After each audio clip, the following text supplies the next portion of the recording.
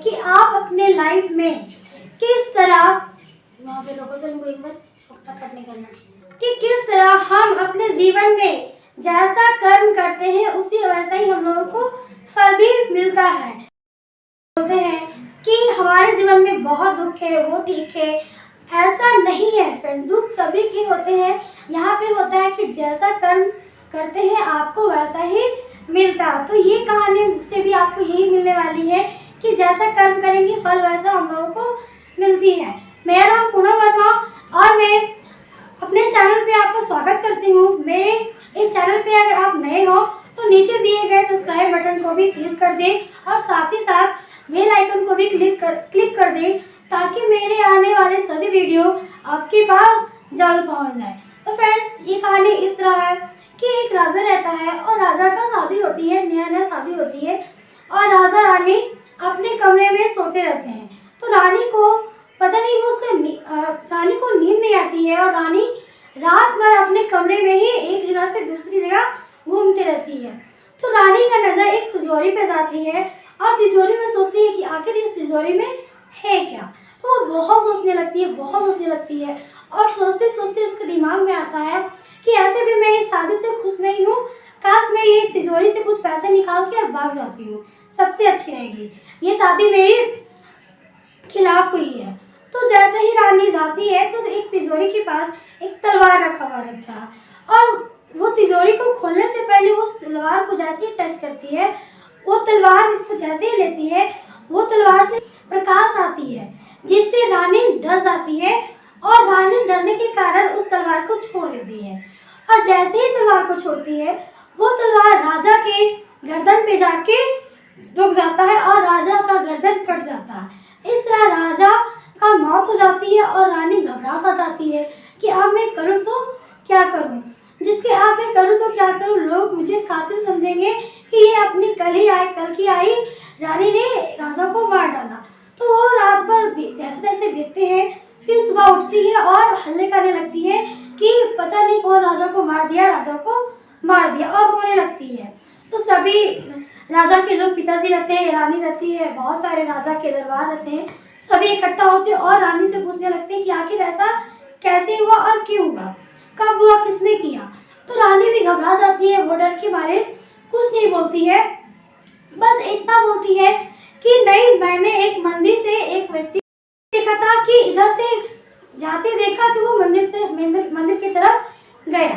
तो बस सारे लोग जाते हैं और उस मंदिर के पास जाते हैं। मंदिर में देखते हैं कोई नहीं रहता, बस एक पुजारी रहता है और उस मंदिर में ज्यादा कोई जाता भी नहीं था, बस पुजारी ही रहा करते थे। तो इस तरह सभी का शक उस पंडित पे गया और पंडित बार बार बोल भी रहा था कि नहीं, मैं राजा का कातिल नहीं हूँ, मैं राजा का खून नहीं की हूँ। फिर भी लोग माने नहीं और राजा ने पंडित को सजा दी कि मैं आपको इतने बड़ा, आप मंदिर के पुजारी हो, मैं आपको ज्यादा बड़ा सजा तो मौत की सजा तो नहीं दूंगी, पर हाँ, मैं आपको जिस तरह आपने मेरे बेटे को मारा है उसी तरह मैं भी एक आपका हाथ कटवा दूंगी। और इतना कह के राजा तुरंत वहां से दरबारी को बोल के पंडित का हाथ कटवा देते हैं।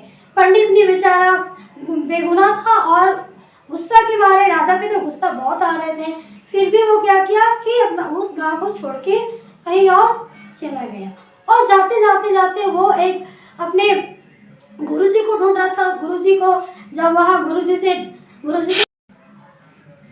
गुरुजी के घर पहुंचा तो वहां देखा कि गुरुजी की जो पत्नी थी वो गुरुजी पे बहुत गुस्सा कर रही थी और मन में पंडित जी भी सोचने लगे कि आखिर क्या बात है, यहाँ मैं क्या बात करूँगा पंडित जी की।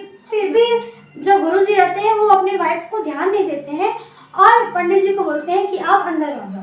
अंदर पंडित जी आते हैं, बैठते हैं, तो गुरुजी पूछते हैं क्या बात है, आप बताओ।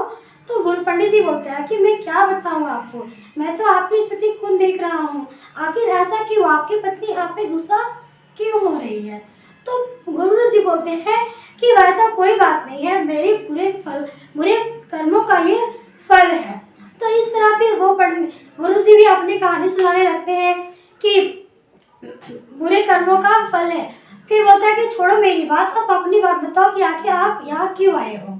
तो इस तरह पंडित ने भी बताते हैं कि मैं इतने सालों से उस गांव में था, आज तक मैंने कभी ऐसा नहीं किया, और अचानक राजा का पता नहीं क्या हुआ, राजा वहाँ का जो राजा जी थे उनका कातिल हो ना हो, मैं तो कातिल भी नहीं हूँ। इस तरह पंडित जी अपने गुरु जी को बात करने लगते हैं और गुरु जी बोलते हैं कि इसमें आपकी कोई गलती नहीं है, ये तो बुरी कर्मों का नतीजा है जो आपके बीते हुए कर्म में आपने जो किया। तो गुरु पंडित जी अचका जाते हैं कि ऐसा मैंने क्या किया था पिछले जन्म में जो आज उसकी सजा हमें मिल रही है। तो गुरु जी उसके पिछले जन्म का बताने लगते हैं कि वो जो रानी है वो एक रानी गाय रहती है और जो राजा रहते हैं वो एक शिकारी रहता है, और गाय को मारने के लिए जंगल में भागता। गाय बेचारी बचने के लिए पंडित के पीछे आती है, और वहां से पंडित ने देखा होता है कि गाय जा रही होती है, और गाय पंडित के सामने से जंगल के सामने चली जाती है। फिर शिकारी आता है और पूछता है, पंडित जी आपने एक गाय को देखा है क्या?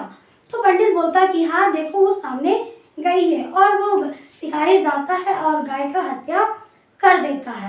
तो इसी तरह उस जन्म का बदला लेने के लिए गाय का जन्म रानी में होता है और उस शिकारी का जन्म राजा में होता है, और कुछ दिनों के लिए ही इन दोनों का मिलन होता है, और फिर राजा का के लिए यहाँ पे उसका कत्ल भी कर दिया जाता है, और उसको तो पता भी नहीं है कि आखिर ऐसा क्यों हुआ। तो इस तरह तुमने उस गाय को बचाने के बजाय तुमने बताया था और उसकी हत्या कर दी गई, इसलिए तुम्हें ये सजा मिली है। तो फ्रेंड्स, ये कहानी से भी हम लोगों को बहुत सारा सीख मिलती है कि हम जैसा कर्म करते हैं हमें फल भी वैसा ही मिलती है। आप जैसा भी देखो कि आप क्या कर्म कर रहे हो, जिससे आपके आने वाले टाइम में आपको कैसा फल मिलना चाहिए। आप जैसे फल चाहते हो उसके अनुसार आपको कर्म भी करने पड़ेंगे। फ्रेंड्स, कैसे लगी ये वीडियो कमेंट्स करके आप ज़रूर बताएं, और लाइक और सब्सक्राइब ज़रूर करें।